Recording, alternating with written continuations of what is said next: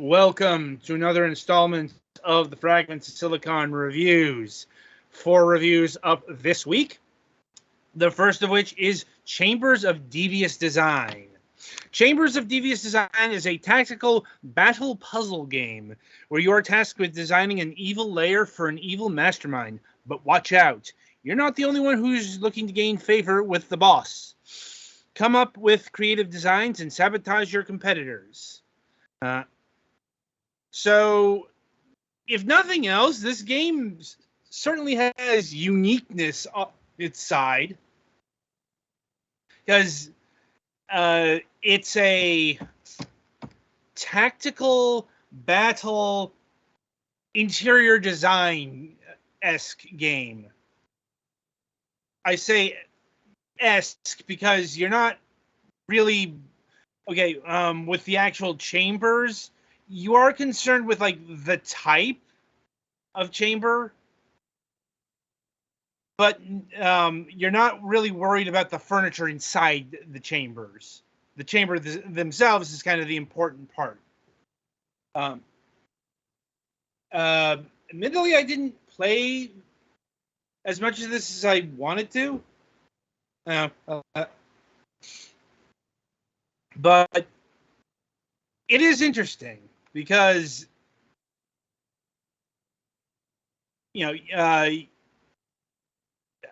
it's kind of really hard to describe if you can't see it. Because, it is stacking rooms upon rooms, but that's the mere basics. What you got to do, what you got to pay attention to is, how things attach, how big a room is, where the entrances are. That's a big one. Like, for example, your starting room is counts as 5 and has like 8 entrances, if I'm remembering correctly, but they're all they're parallel to each other. So if you get a room with a single connector and you connect it to one of the ends, you're effectively sealing off a room. But you're gonna have to do that more often than not, because parallel connecting rooms, they happen occasionally, but not often enough where you can really plan on that being a viable stratagem most of the time, if I'm being honest. And that's just like the base tactics.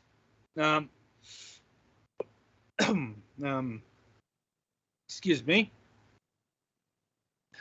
Anyway, other things to keep in mind is you will get rewarded if you successfully connect all of the rooms in a room. That is to say, the passageways. That'll give you a score bonus, a perk bonus, some kind of bonus depending on what the reward attached to the room is.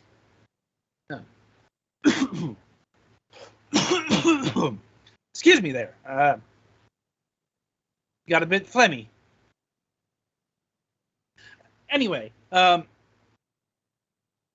and to compound this, you're usually, unless you're doing like the very first tutorial mission, you will be competing against a rival minion. Because the storyline here is you're the apprentice to an evil mastermind, and you're essentially building a new lair. But since you are in the employment of an evil mastermind, he likes to have competition. Sorry, is my voice coming in okay? Like, okay. It is to me. Anyway. Okay, sorry. Getting a bit phlegmy there again. That's not something. Anyway, your job is, dependent on the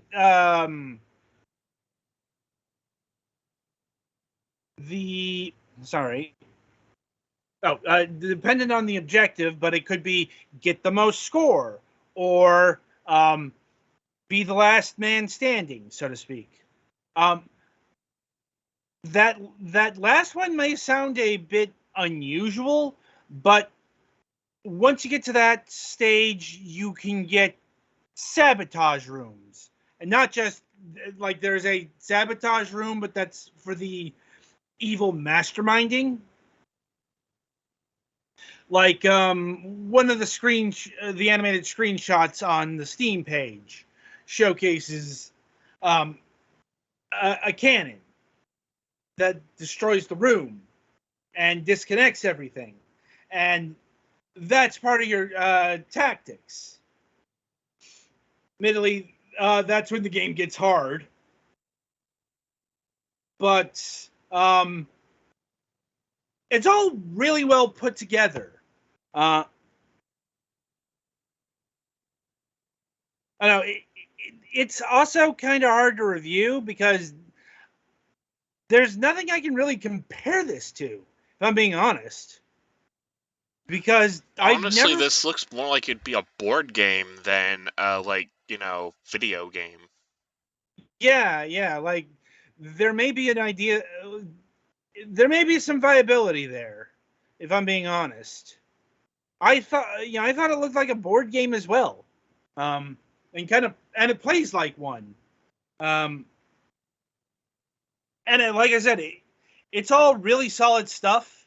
And unfortunately, I wasn't able to do multiplayer because one code.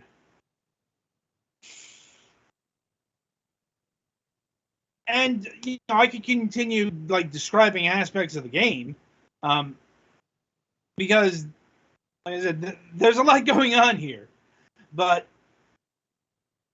it's all very creative and very intuitive, if I'm being honest, which I am. It's just, you know, calling this a puzzle game, I don't think it really does it justice. It's like I can see where the puzzle game designation comes from, but it's more of a competitive board game brought to digital. I guess digital first, because as far as I can tell, this is not based off of an IP.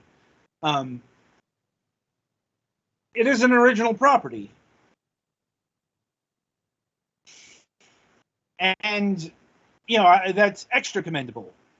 The whole tone and is pretty lighthearted. Like you're working for evil, but this is very comic. Emphasis on the comic kind of evil. Kind of reminds me of Evil Genius, if anyone who might be listening to this is familiar with that game. Same kind of vibe and writing, like only a bit more exaggerated, I'd say.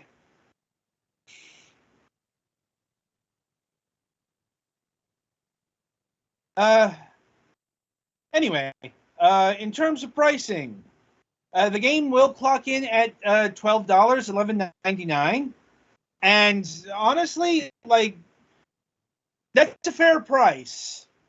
But it's also, maybe make sure you have friends who want to play this with you, because this just seemed, once again, couldn't confirm it.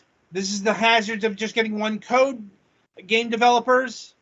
Like, if you want me to review your multiplayer session segments, you got to give us more than one code. Otherwise, that mode's going to go unreviewed. So, but anyway, this just seems like the kind of game that would work, well, not necessarily work better, but be more fun with human opponents. So, be sure to seek that out.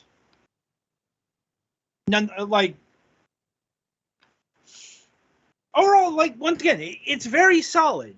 I just don't have a lot to say beyond that, other than, praising how fresh it all is. I hate, like, I do hate when reviews get like that. It sounds a bit repetitive, but sometimes that happens. Right. Any questions, comments, or concerns, Petty? Not that I can think of. All right, then. So, yeah, that'll about do it for Chambers of Devious Design here. Be sure to tune in after the break, as Petty will be reviewing Flash Out 3.